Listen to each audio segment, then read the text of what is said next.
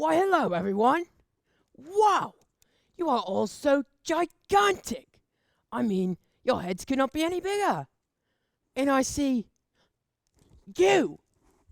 You're picking your nose from home. Oh, stop that. That is very gross and very unsanitary. I just love binoculars. They help us to see things far away, but then they make them look like they're really up close. For instance, I might just see a tiny little speck on that mountaintop over there, but if I take a closer look with these, I see that tiny little speck is actually a ginormous grizzly bear! Ah! Or take this orange, for example.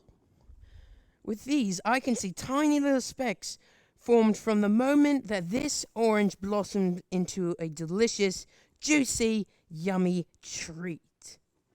And binoculars aren't the only things that help us to see up close. I mean, there's also microscopes and even telescopes that help us see the beautiful night sky.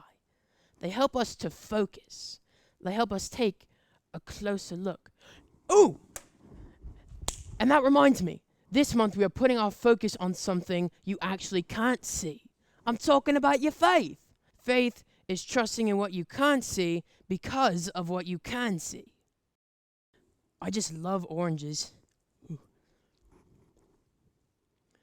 They are so healthy, delicious, and they are full of vitamin C, and they are also so juicy. But what about this?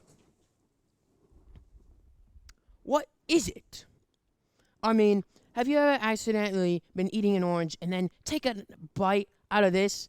Yuck! I mean, why did it ruin a perfectly good piece of fruit? Am I right? Am I right?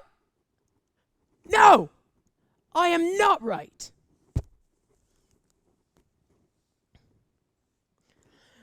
This protector, this defender, this safeguard hero contains 14% of your daily dose of vitamin C. That's 3 times more than the in a fruit. Yuck! I mean, the orange wouldn't even be able to continue without this thick outer savior. It protects the orange from the wind, the rain, the sleet, and even Bigfoot. Why, without the outer layer, watch what happens to this piece of fruit. Aha! It drowns! But with the thick outer layer, what do you think will happen to this piece of fruit? Aha! It survives! So, now you know how vital this peel, this outer layer, is to sustaining the survival of the orange. Phew! Wow, that really is gross.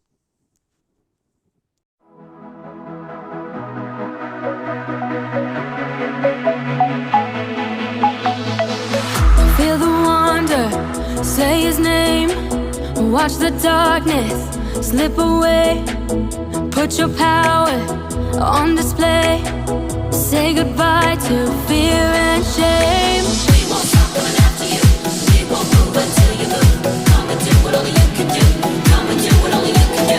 We won't stop coming after you, we won't move until you move. Come and do what only you can do, come and do what only you can do.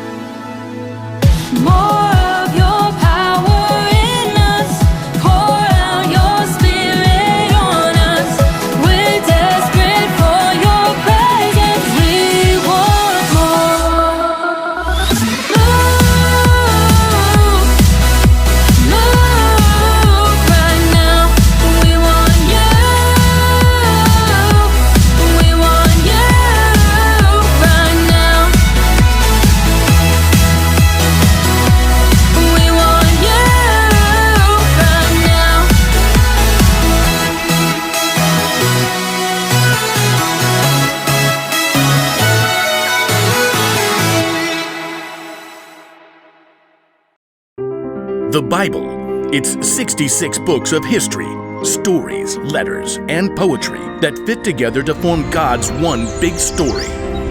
The epic adventure of how He created us and loves us so much that He made a way to rescue us. As we travel through the Bible, from Genesis to Revelation, we discover people who met God and found their lives changed forever. Now for an amazing story, inspired by the book of Hebrews, chapters 11 and 12. Gotta have a little faith, faith, faith, faith. Keep the faith. Take a leap of faith. You know, a lot of people toss around the word faith lately. We say you can break the faith, or just take it all on blind faith. But true faith isn't blind at all. It's much more than just an inspirational word. True faith has to do with believing in all the things you can't see, because you start with what you can see. Now, we can't see God with our physical eyes, but we can see the stories of people who came before us. They lived in a broken world like we do, but they chose to follow God. They chose to trust His promise that one day He would send a rescuer that would make everything right again. The writer of Hebrews in the New Testament tells us about some of these men and women in God's story. People like Noah, people like Abraham.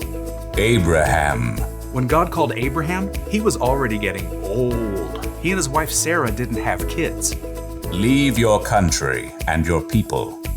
Leave your father's family. Go to the land I will show you. All nations on earth will be blessed because of you. God was planning on sending His rescuer as one of Abraham's great, etc. grandchildren. But still, even though Abraham had God's promise, he still couldn't see the one God was sending. Still, Abraham went on a wild adventure, following God's call. And even his descendants, Isaac, Jacob, and Joseph, all chose faith in God. Moses, too, was called by God from the fiery heart of a burning bush. Even though he was raised by Pharaoh's daughter, he chose to stand with his own people and face Pharaoh's anger to win freedom. We read about it like this in the book of Hebrews. Moses suffered shame because of Christ. He thought it of great value. See, when you check out Hebrews, you discover this huge list of people who followed God by faith, so many that the writer just stops trying to list all of them. Oh, but we can't forget Israel's most important king, David. Get up and anoint him. This is the one. Even though God had promised David would be king, though, David spent years on the run from King Saul, fearing for his life. Still, he chose to trust God. The Lord is my shepherd. He gives me everything I need. Now, none of these people in the Old Testament could see with their eyes how God was going to save His people, but they could see how He was working in their lives, how their needs were being met. So they chose to believe in His greater plan. They chose faith. Faith is being sure of what we hope for. It is being sure of what we do not see. That is what the people of long ago were praised for. Now, here's where the story turns. In Hebrews, we discover that none of those people in the Old Testament received what God had promised here on earth. That's because God had planned something better for us, so they would only be made perfect together with us. God's plan includes all of us from the very beginning of creation. So at just the right moment, at the perfect point in time, God sent His rescuer, the hero, His very own Son, Jesus. Jesus showed us how to live. He showed us what God was like, and He told us the most important thing. If you love one another, everyone will know you are my disciples. Love God, love others. It's the heart of the whole story. But then, Jesus was killed, and His friends thought the story was finished. Period. Dot. The end. Until God raised Him back to life. Jesus has defeated death, and those who follow Him can live with Him forever. But how do you follow someone you can't see? Well, that brings us back to faith. Let us keep looking to Jesus. He is the one who started this journey of faith, and He is the one who completes this journey of faith. He paid no attention to the shame of the cross. He suffered there because of the joy he was looking forward to. So think about him. Then you won't lose hope. The early believers, Peter and John and other followers of Jesus, had seen him teach and heal. They saw him after God raised him to life. But after Jesus returned to heaven, the believers continued to live by faith. We have to speak about the things we've seen and heard. Because of what the new Christians in the early church had seen, they could believe in what they could not yet see, the end of the story, where God makes everything right. They kept the faith, and because they did, we can choose faith too.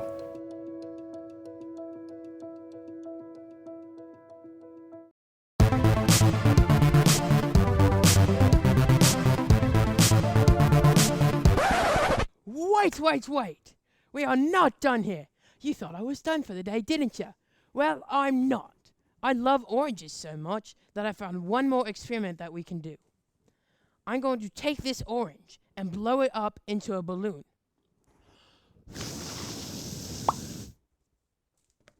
Now, I'm going to make it float away. Float away! Float away!